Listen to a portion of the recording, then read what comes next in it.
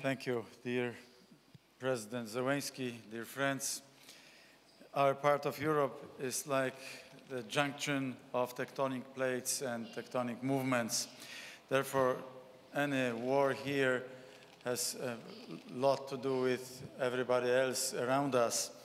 It's not a local war. Rather, it becomes the trigger of global geopolitical changes.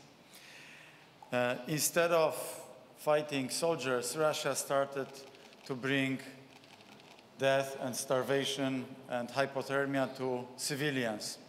And we all have to stop this barbarian behavior, this barbaric approach. Like Nazi Germany in 1942-43, when they started losing, they started total war. They used all sorts of different weapons, including the most cruel methods. And today, Russia also realized that they are losing this war. This is why they are also starting new methods, so to say. Hypothermia, attacks on energy infrastructure, sanitation infrastructure, just to bring all those atrocities to even higher level.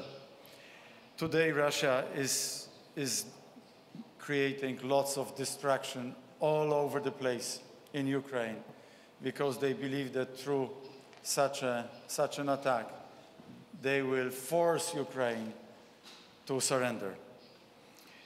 These days, we commemorate the tragedy of Volodymyr.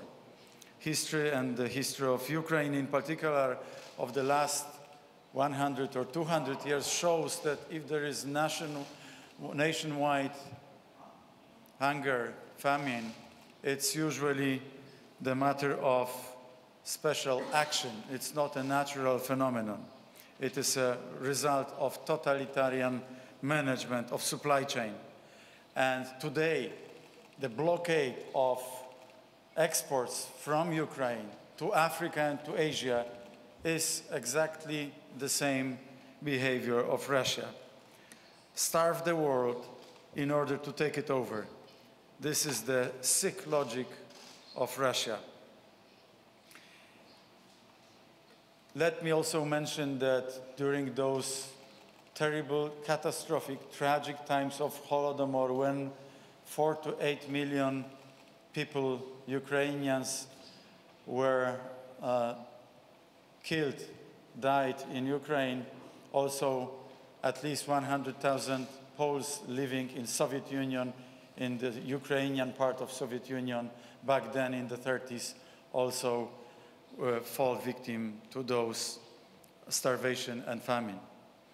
We have also prepared solidarity lanes in the last couple of months because Ukraine needs not only military support, not only financial support, but also all sorts of support to export their goods, in particular grains and crops. And we have to stand firm supporting Ukraine in those very generous efforts, because Ukraine is suffering. And at the same time, President Zelenskyy prepared this very noble initiative to help Africa, to help Middle East. So we cannot return to business as usual with Russia, because returning back to business as usual with Russia means returning to war as usual with Russia. Those recent massive attacks on civilian targets prove that Russia has moved from imperial war to imperial terror. If we allow Putin to continue, he will become the Stalin of the 21st century. And all our countries know all too well what Stalin means.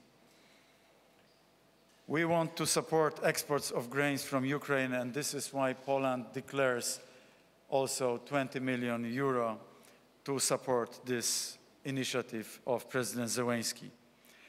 Ladies and gentlemen, we will never surrender in our efforts to support heroic fights of our Ukrainian friends and partners, brothers and sisters, and all those fights against this barbarian and brutal regime have to be successful. And I strongly believe in the victory of Ukraine. As Kathleen said, let 2023 be the year of victory and the year of reconstruction of Ukraine. Thank you.